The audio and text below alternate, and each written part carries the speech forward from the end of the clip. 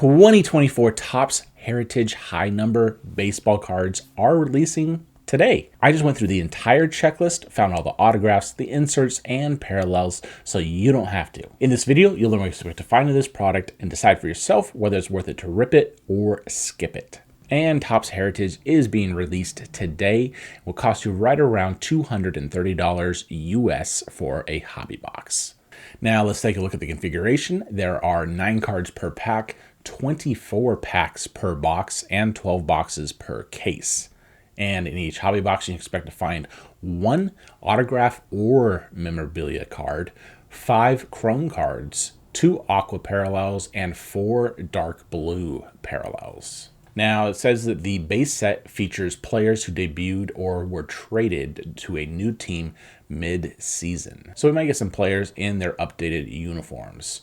The base set is based off the 1975 Topps design with the two-tone borders, the player photo in the middle, and names, positions, and a classic font. The base set is made up of 200 veterans and rookies, and then there's also 25 short print base cards, making it a total of 225 cards in the base set. And we'll take a look at a few of the parallels here.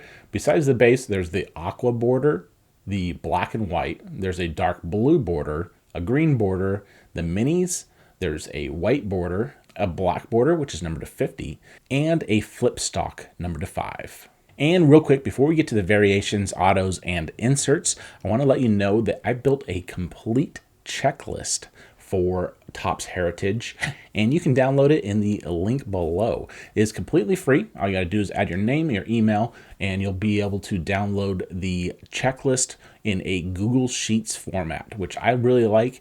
It makes it really convenient when you're on the go. If you're at a card show or a card shop, you can just pull up that Google Sheet on your phone, and it's always up to date with your information, whether you update it on your phone or your computer, and is a great way just to keep track of the player runs or team runs, or if you're doing a complete set. It's a good way of keeping track of your collection, and so you don't end up buying duplicates like I've done in the past. Now, back to it. Next, we're going to take a look at the variations. There are a handful of variations in this product, starting off with the color swap. There's an image variation, a missing signature variation.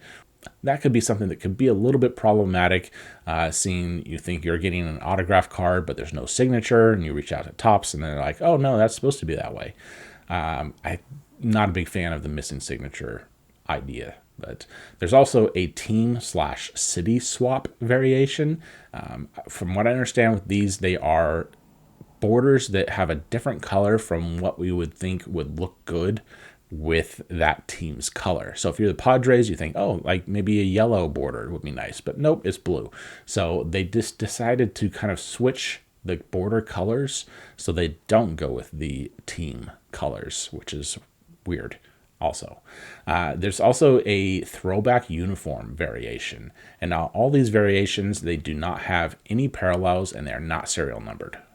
Next, we're going to get to the good stuff, the autographs, starting off with the 1975 baseball cut signatures. These are all one-of-ones, and there's also 1975 celebrity cut signatures, also one-of-ones.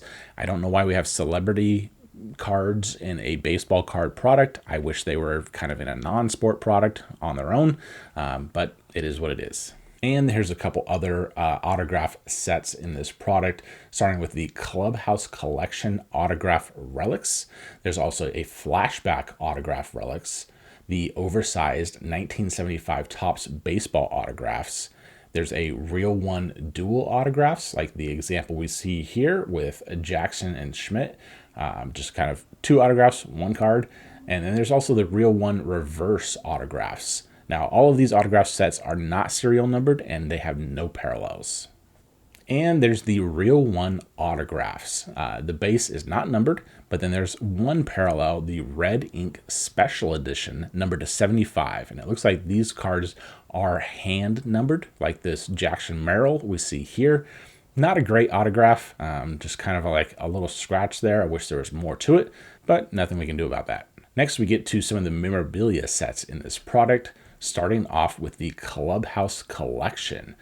These are in 4 different groupings, I guess, with single, dual, triple, and quads. So we've got the quad here, and then there's this single one here with the Julio Rodriguez.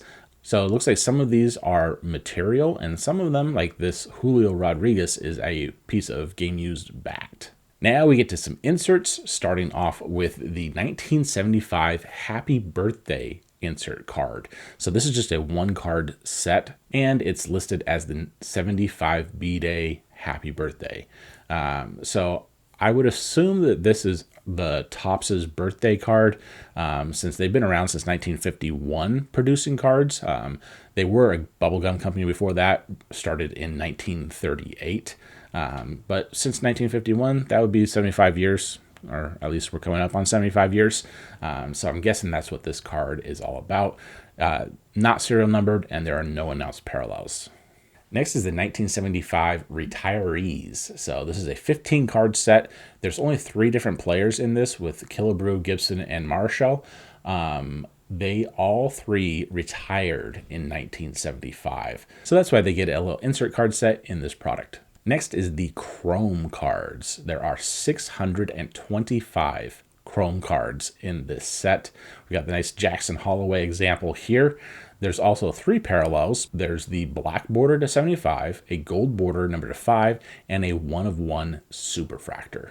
The next insert set is the Fred Lynn files, and this is a 10-card set.